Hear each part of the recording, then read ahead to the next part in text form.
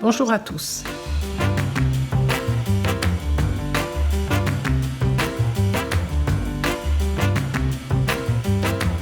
Parmi les actes de télémédecine, on distingue la téléexpertise, qui est un échange via le numérique entre deux professionnels de santé.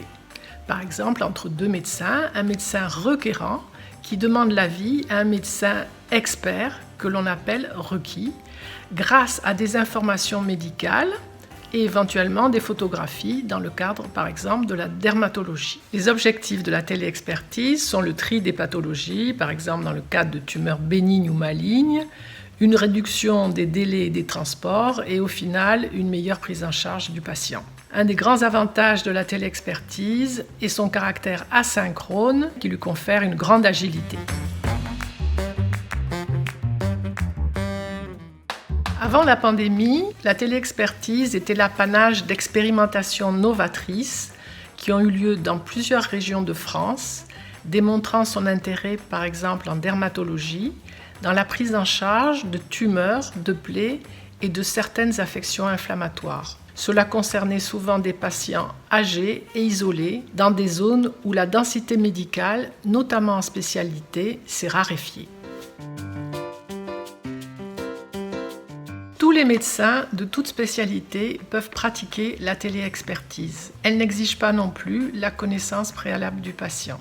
Il faut tout d'abord que le médecin recueille le consentement éclairé du patient et ensuite qu'il vérifie l'éligibilité de celui-ci par rapport à l'assurance maladie. Ensuite, il lui faut un matériel sécurisé, c'est-à-dire une messagerie sécurisée de santé ou une plateforme dédiée qui garantit la sécurité et la confidentialité avec un hébergeur de données de santé agréé ou certifié. Le médecin transmet sa demande d'avis à l'expert avec des renseignements cliniques et des photographies. L'expert rend son avis, l'archive dans son dossier patient et le transfère au médecin requérant. Il facture la téléexpertise et permet ainsi un traçage par l'assurance maladie qui, elle, rémunère le médecin requérant.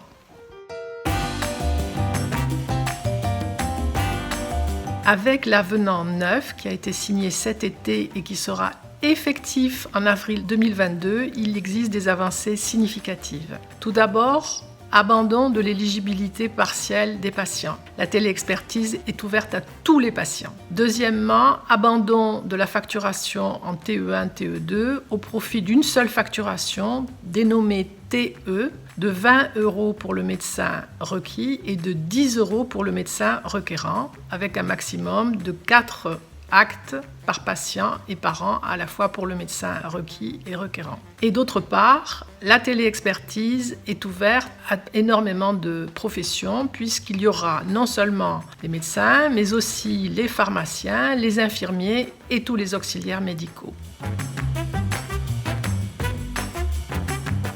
Il s'agit d'un nouvel usage qui va se déployer dans de nombreux secteurs. Il faut le voir comme un complément de la pratique médicale qui est plébiscitée par énormément de professionnels de santé.